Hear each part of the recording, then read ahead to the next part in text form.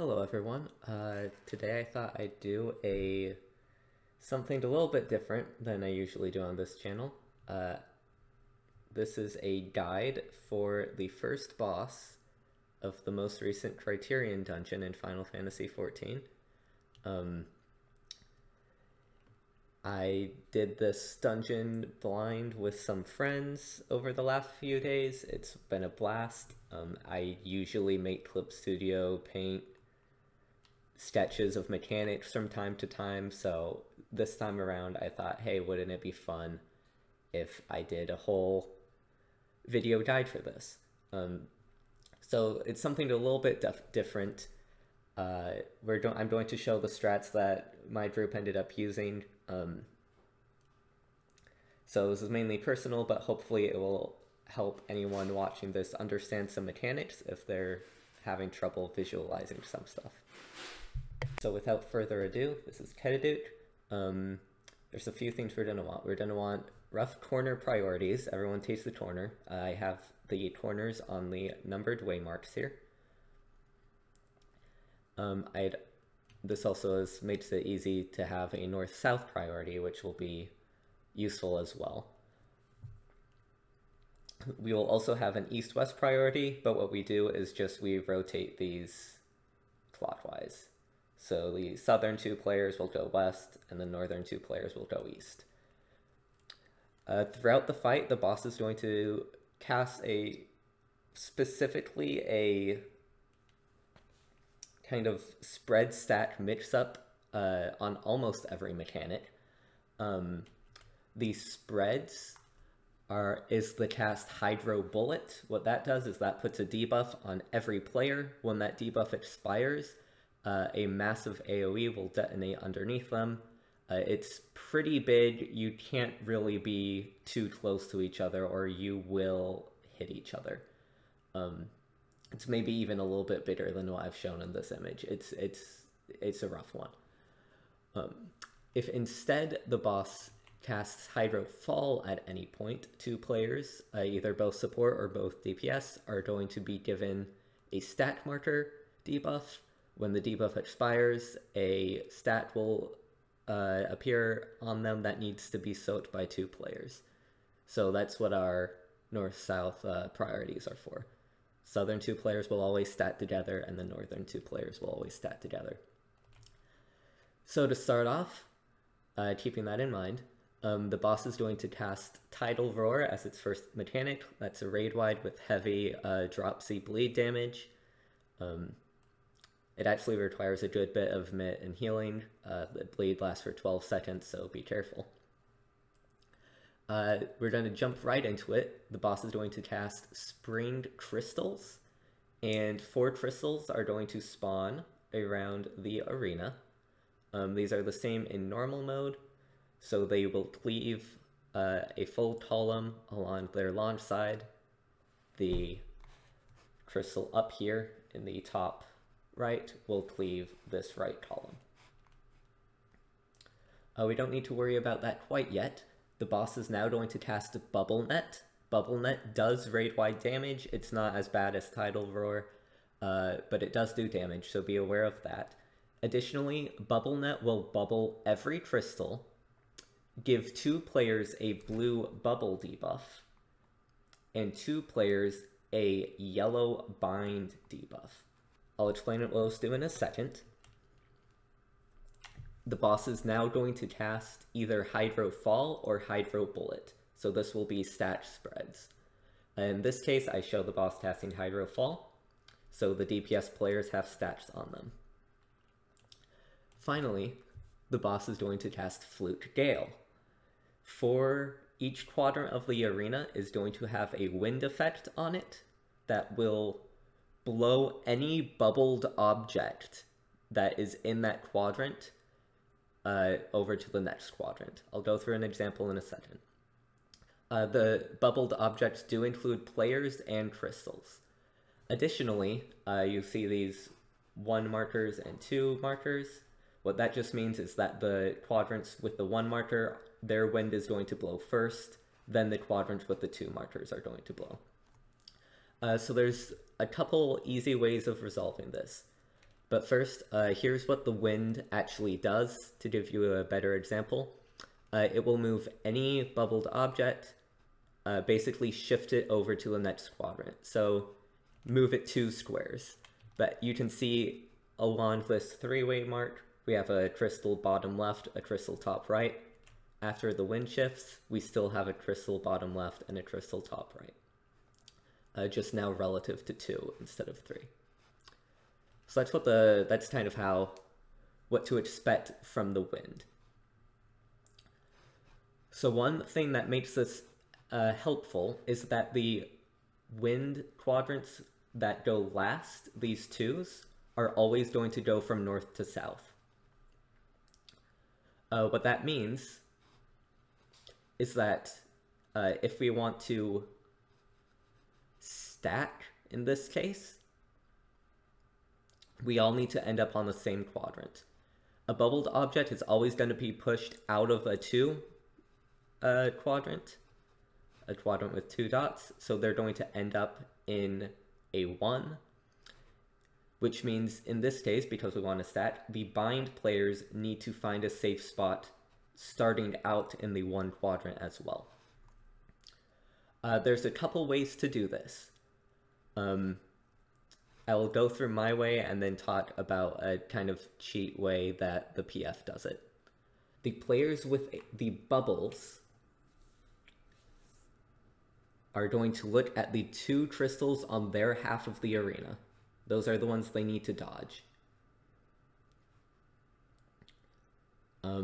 In this case, because we know this southern player is just going to move directly up, the gunbreaker up top, the bound player, also knows I need to dodge the 2 crystals opposite, because both of these crystals are about to move up into their final quadrant.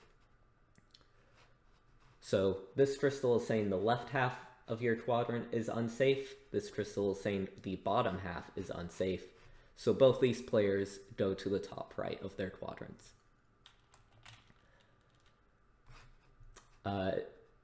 Likewise, the white mages bind, they look opposite and dodge the north 2 crystals. This bubbled player, the machinist, dodges the 2 crystals on their side. Again, right side is unsafe here, bottom side is unsafe as well. So they both go in the top left of a quadrant. It's important that the binds choose the right quadrant. The bubbles can do their positioning in any quadrant. They will get moved around, so it doesn't matter. Once everyone's in their position, the bubble debuff is going to expire. It's going to bubble the 2 players who are marked with it, and now everything's going to resolve. First, the quadrants marked 1 are going to shift everything bubbled over. Next, the quadrants marked 2 are going to shift everything bubbled over. And as long as we've positioned in these ways, when the AoEs goes off, we'll all be stat in our partners, and it'll be perfect. Now there is one way that PF does it easily. I actually find it harder if I'm a bubble to do the PF way, but we're going to show it because I do think it's helpful if you're a bind. There will always be 1 crystal that spawns in the center 4 squares. You want to look at the launch side of this crystal.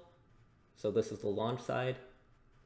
And you want to kind of draw an H with that crystal. So what that crystal is showing is that this square, this square, this square, and this square are safe. If we jump towards the end of the mechanic after everything resolves, you can see indeed these 4 squares were the safe squares. Personally, as a bubble, I find it easier just to dodge the 2 crystals on my half. You're doing that no matter what, whether it's spread or stack, so you can do that instantly. For binds, it is helpful, I think, to kind of just be aware of those safe spots and the easier way to tell them.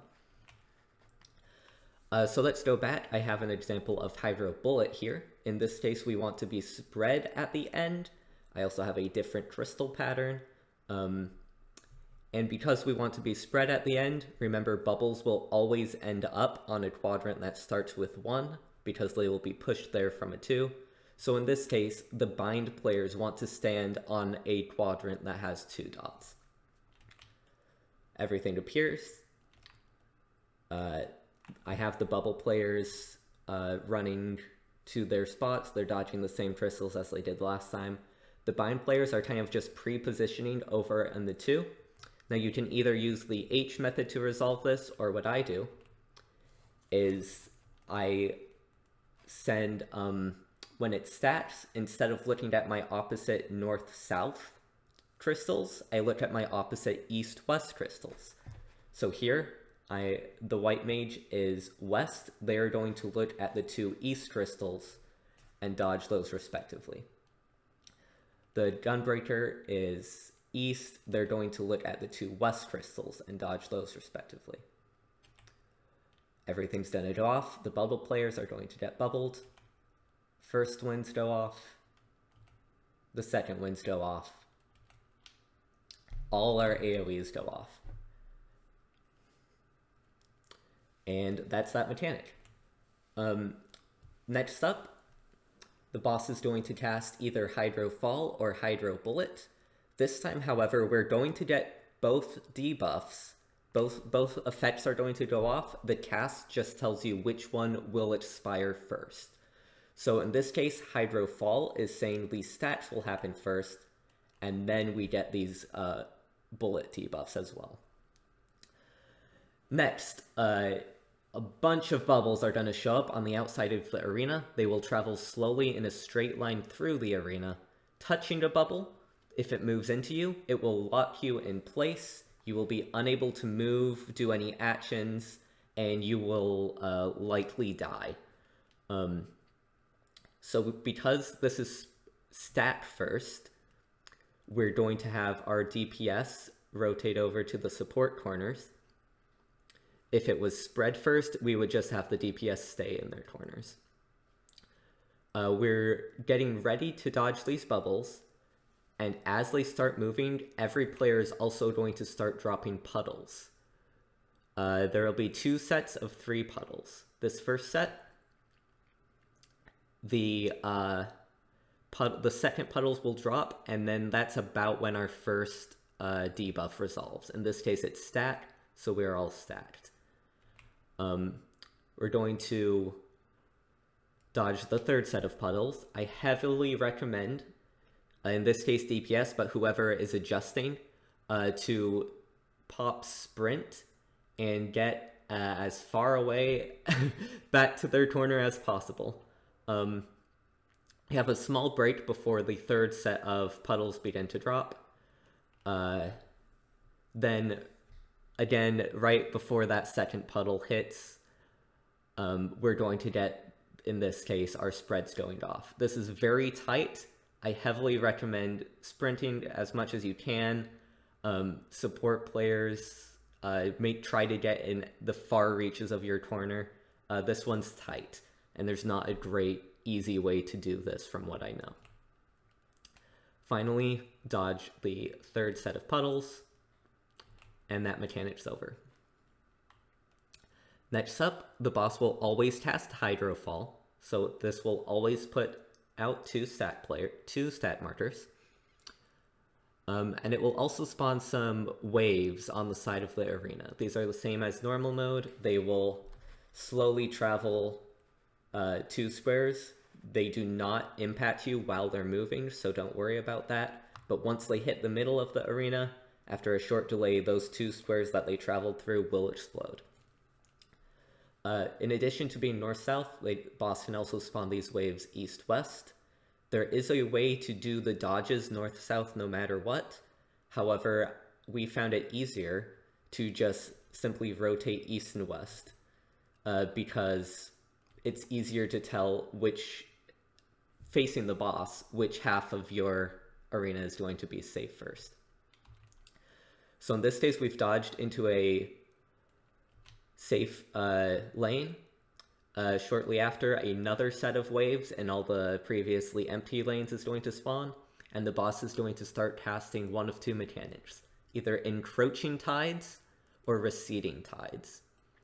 Receding Tides is an AoE under the boss, and then shortly after is a donut. Encroaching Tides is the opposite. It starts out with a donut, and then shortly after is a point-blank AoE. The way I remember this is Encroaching Tides is encroaching, so we want to be in first. In this case, the boss is going to cast Encroaching Tides. We're going to dodge in. We're going to be in our safe lanes relative to the waves that are going out. When the waves hit middle, everything's going to explode. You'll want to move pretty fast, so you'll want to stay close to the outside of the hitbox here, because immediately the second set of waves are going to move, and the boss is going to follow up with the point blank, or whichever mechanic it didn't do at the first place. This is also when the stats will go off. Warning, these stats will retard it if a player is dead, so these are very deadly. Deaths can cascade pretty fast in this fight. Next up, the boss is going to cast Hydro Bullet, always, giving us 4 spread markers. The boss is going to cast Roar, spawning 4 Zaraton adds on the cardinal directions. Shortly, we're each going to need to choose an ad. The way this works is we just go based on colors. So we're all going to want to be in a corner. If you're in the red corner, you will bait the red ad. I'll go through that more in a second. The boss is now going to cast Spring Crystals. These crystals aren't going to move, but they can be in one of 3 rough patterns. A pattern that looks like this is indicating the corners are safe. A pattern that looks like this, the top and bottom rows are being cleaved, so the east and west 2 quadrants are safe, or 2 corners are safe. Or if the pattern looks roughly like this, east and west are being cleaved, so the south 2 squares and the north 2 squares are safe. Finally, the boss is going to cast Bubble Net. 2 of these adds at random. They could be opposite each other, they could be next to each other. 2 adds at random are going to get bubbled. In addition, we're going to get the same thing from before. 2 players are getting bound, 2 players are getting bubbled.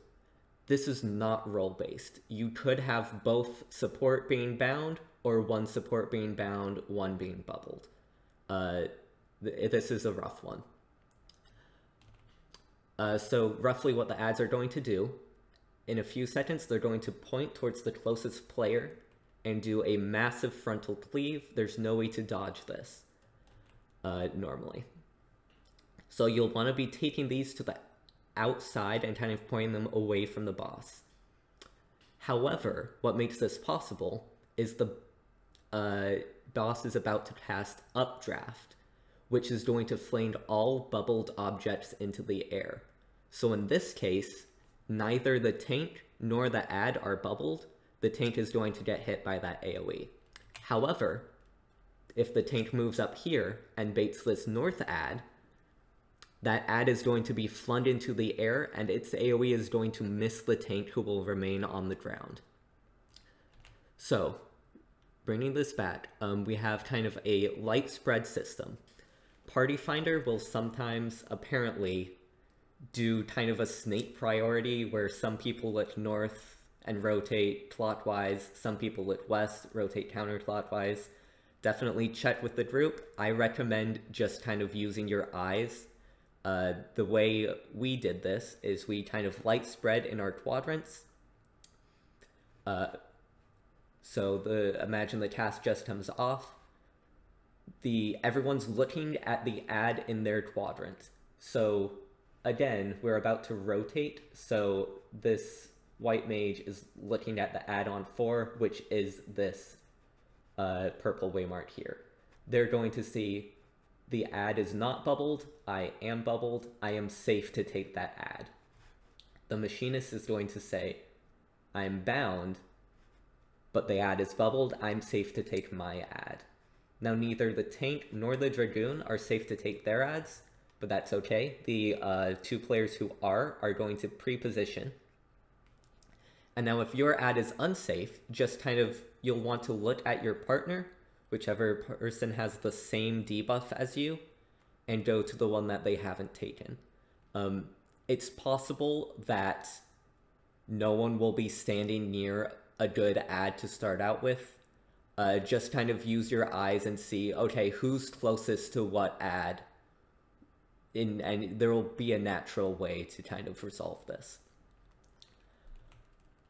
So in this case, the tank needs to take the south ad since they are bound and the ad is bubbled, and the Dragoon needs a non-bubbled ad. So we've stayed in these safe spots here, and that's important because everything goes off. The crystals explode and the AoEs explode. So that's why we've kind of had to be near our numbered waymarks, just kind of edged towards the safe, whatever side is safe. Again, it will either be east-west, north-south, or the corners. Immediately after this is very fast, you will want to rotate in front of your ad. If you have trouble lining it up, sometimes I see these get baited at an angle. Try to aim to stand on the line in the floor. That will bait it 90 degrees and makes it easier to know where to aim. So everyone stands in front of their ad. You only have a couple seconds for this, so be sure to move. Don't greet a cast here. It's not worth it. The boss is going to cast Updraft. All the bubbled objects are going to be flung into the air. If you look at the ground players, those ads are going to do their cleaves. At the same time, the air ads are going to do their cleaves. And if we position right, we're going to dodge, everyone's going to dodge their respective ads. We're going to land, and now we've only got one more mechanic before repeats. This one's a little bit easier, but still somewhat tricky. This will start with another Hydro Bullet, Hydro Fall mix-up. We're going to get both debuffs again no matter what, so this is just telling us which one will happen first. In this case, the boss casts Hydro Bullet, so we are spreading first and then stacking afterwards. The boss is going to do a vertical cleave through the arena. This comes with a knockback. If it's stat first, you might want to knockback resist, communicate with your group. If you are going to do that. If it's spread first, definitely do not do that. You will hit the players on the other side. We're not, like the two north players are not spread far enough to dodge each other's cleaves. So definitely do not knockback resist this. And I should say to start off, we've kept in our partners and rotated to that same east-west priority as before. So because it's spread first, we're going to light spread. Boss is going to cleave. That middle area is going to become a permanent damage field. You cannot cross that area. All the spreads go off. Stats are about to go off, but the boss is going to be casting Spring Crystals at the same time. So we meet up for stats. At the same time, we're going to get some crystals spawning. Don't worry about these too much. They're not going to do anything yet. Just focus on either stacking or spreading first, whichever one is the second mechanic. These crystals are going to spawn either on the east side of the arena or the west side. They're all going to spawn in one area. The boss is going to cast Bubble Net, and a bunch of stuff is going to happen. An obscene number of bubbles are going to spawn. Some of the crystals will be bubbled, and additionally 4 towers are going to spawn. One of them will spawn on the side of the arena that got all the crystals, and 3 of them will spawn on the opposite side of the arena. You guessed it, we're about to have more wind stuff going on. Basically, we're going to send the DPS player on the side of the crystals. We're going to send them in a bubble across the arena to take one of the other 3 towers. So in this case, the Dragoon sees that they need to cross. They're going to find a bubble that is not near a bubble with a crystal. If they get inside a bubble with a crystal, when the wind blows everything around, they're still going to be next to a crystal. Those crystals are about to do an AoE afterward. They're going to get hit. So in this case, the Dragoon runs south. We get the wind indicating showing up. Now the two players who are on the side without crystals, they're going to find, okay, which two towers need to be spread, need to still be taken. They see that the Dragoon is taking the south tower. So they're going to kind of roughly pre-position to get into the north two towers here. And likewise, the white mage is going to get ready to take their tower. Don't get in the towers quite yet, because when everything moves, the towers are going to be mostly covered up by these crystal explosions. Focus on dodging the crystals. You do have a couple moments to get to your tower after the crystals go off. Soak your tower, and once you've done that, the fight is basically over. Everything else is repeated mechanics. We get one more Flute Gale, which is just like what we had the first time. After that resolves, we're going to get another Strewn Bubbles. Again, could be either north, south, east, west. Exactly the same as the first one. The boss is going to cast Tidal Roar, that raid-wide, one more time. Be careful if you're low on health, that bleed is deadly. You don't want to bleed out right before Enrage, because after this raid-wide is another cast of Tidal Roar, which will serve as an Enrage and kill everyone. So, that should hopefully give you a good idea of how Ketuduke works. Thanks for watching my first guide. Hopefully it was helpful. I'll maybe do another one if it's fun, but it was kind of fun turning my Clip Studio diagrams into an actual guide this time. So yeah, hopefully that helps. And thank you all for watching.